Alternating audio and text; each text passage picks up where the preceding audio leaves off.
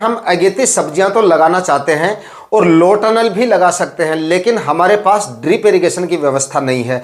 और drip irrigation की व्यवस्था नहीं होगी तो हम प्लास्टिक मल्च भी नहीं लगा सकते, क्योंकि अगर आपके पास ड्रिप इरिगेशन नहीं है और उसके बाद में अगर आप प्लास्टिक मल्च लगाते हैं तो उसके बाद हम सिंचाई उनमें नहीं कर पाते हैं। तो दोस्तों, आप में से काफ़ी किसान भाई इस तरह के कमेंट करके मुझसे पूछते रहते हैं कि हम बिना ड्रिप इरिगेशन और बिना प्लास्टिक मल्च के अगेती सब्जियां सिर्फ लो टनल विधि से लगा सकते हैं या नहीं।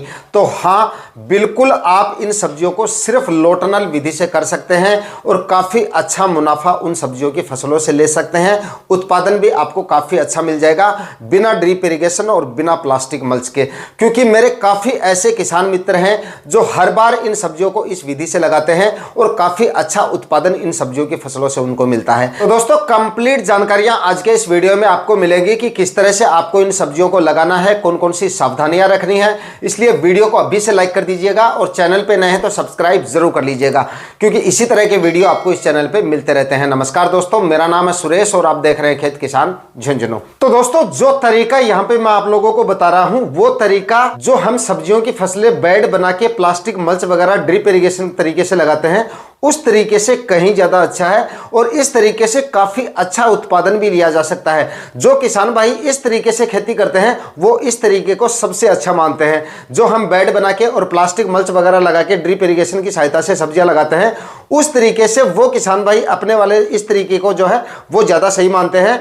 जो बिना प्लास्टिक मल्च और बिना ड्रिप इरिगेशन की सब्जियां लगाते हैं वो इस तरीके को, यानी कि फ्लड इरिगेशन के द्वारा इस सब्जियों को लगाया जाता है, जिसमें उत्पादन आपका काफी शानदार मिलता है और खाद उर्वरक भी काफी अच्छे तरीके से काम करते हैं। और उसके बाद भी खाद उर्वरक देने का जो तरीका है वो भी काफी शानदार होता है इसके अंदर, क्योंकि काफी आसान तरीके से इसमें हम खाद उर्वरक छोड़ सकते हैं। लेकिन इसमें आपको जरूरत पड़ेगी सिर्फ और सिर्फ फ्लैट जमीन की, यानी कि आपकी जो जमीन है वो एकदम समतल होनी चाहिए, कहीं पर भी ऊंचान और ढलान वगैरह नहीं होनी चाहिए। इसके अलावा आपको किसी भी तरह की जरूरत नहीं पड़ेगी और खर्चा इन सब्जियों में आपका काफ़ी कम होने वाला है, क्योंकि इसमें ना ही तो आपके प्लास्टिक मल्च वगैरह लगेगी और ना ही ड्रिप इरिगेशन आपको लगानी और ना ही खाद उर्वरक आपको उतने ज़्यादा डालने पड़ेंगे, क्योंकि एकदम सही मात्रा में इसमें खाद डालनी पड़ेगी।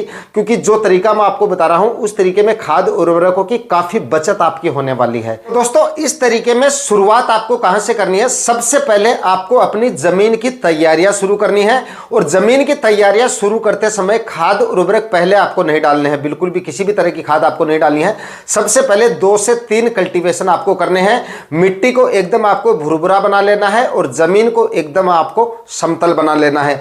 जमीन की तैयारियां कंप्लीट होने के बाद में उस विधि में हम क्या करते हैं कि बेड बनाते हैं, बेड प्रिपरेशन का कार्य शुरू करते हैं। तो बेड जो बेल वर्गीय सब्जियां लगाते हैं उनमें हम 5-5, 6-6 फीट की दूरी पे बेड बना रहे हैं। तो उस तरीके से जिस तरह की आप सब्जियां लगा रहे हैं, कोई सी भी अगर आप सब्जी लगा रहे हैं, उस हिसाब से आपको जो है वहां पे नालियां बनानी है।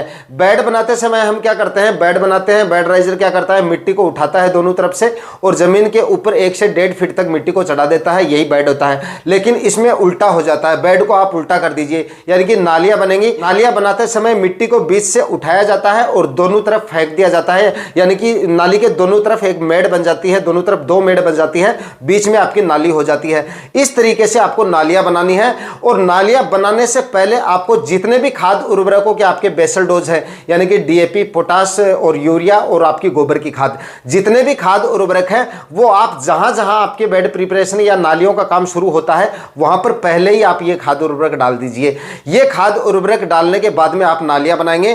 तो जिस समय पे आप नालियां बनाएंगे तो नालियां बनाते समय जितने भी आपके खाद उर्वरक है वो दोनों तरफ की जो मेड़ होंगी आपकी नाली की उसमें इकट्ठा हो जाएंगे, यानी कि वेस्ट नहीं जाएंगे और उतने ही खाद उर्वरक आपको डालने पड़ेंगे जितनी मात्रा में आपको जरूरत पड़ेगी प्लांट्स को। तो वो खाद उर्वरक डाल के आप नालियां बनाएंगे तो सारे खाद उर्वरक आपकी दोनों तरफ की नालियों में इकट्ठा हो जाएंगे।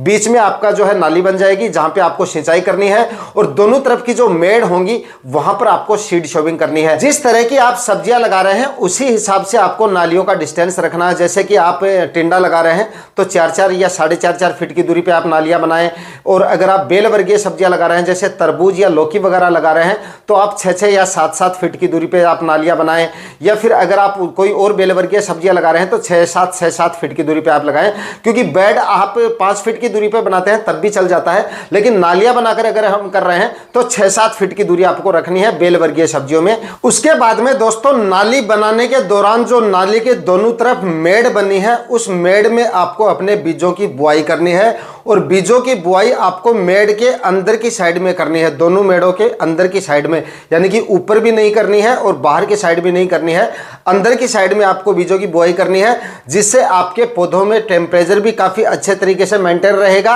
और सिंचाई भी आसानी से होती रहेगी और खाद और उर्वरक भी आसानी से उनको मिलते रहेंगे। और नालियों की जो दोनों तरफ की मेड़ है, उन दोनों तरफ की मेड़ों में ही आपको बीजों की बुआई करनी है। ऐसा नहीं कि एक साइड की मेड़ में आपने बुआई कर दी बीजों की और दूसरी साइड को आप खाली छोड़ देंगे, ऐसा नहीं करना है। नालियों की दोनों तरफ की जो मेड़ है उनमें आपको बीजों की बुआई करनी है, और बीज से बीज का डिस्टेंस आपको रखना है 1.5 फीट।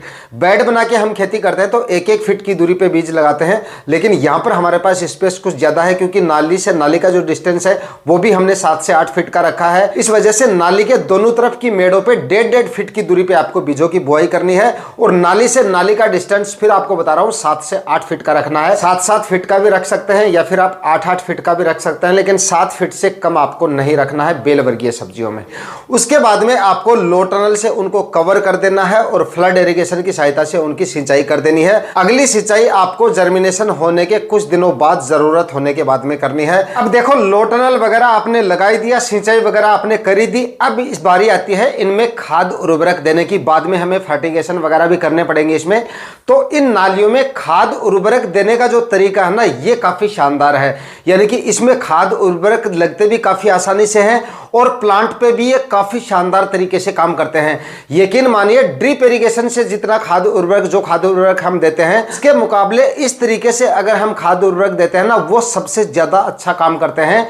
प्लांट को काफी अच्छे तरीके से मिलते हैं, जड़ों का विकास भी काफी अच्छे तरीके से होता है इस तरीके से अगर हम खेती करते हैं। तो इसमें हम खाद उर्वरक कैसे देते हैं, जैसे शुरुआती दिनों में हमें 20-25 दिन बाद में ह्यूमिक एसिड वगैरह देना पड़ता है, बाद में बोरॉन वगैरह देने पड़ते हैं, और भी कई तरह के माइक्रो न्यूट्रिएंट्स वगैरह देने पड़ते हैं, यहां तक कि यूरिया खाद वगैरह भी आप दे सकते हो। किसी भी तरह की अगर खाद उर्वरक आपको देना है तो आप सीधा अपनी नालियों में उन खाद उर्वरकों को डाल सकते हो, और उसके बाद में आपको निराई गुड़ाई कर देनी है, और निराई गुड़ाई करने के बाद में आप सिंचाई कर देंगे।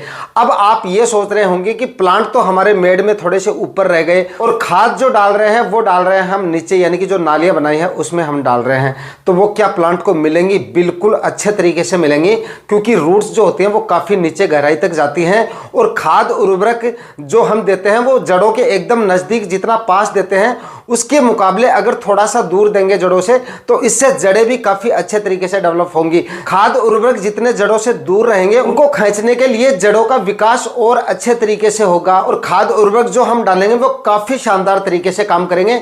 जड़ों का विकास भी काफी अच्छा होगा, प्लांट का विकास भी काफी अच्छा होगा, और उत्पादन भी हमें काफी शानदार तरीके से मिलेगा।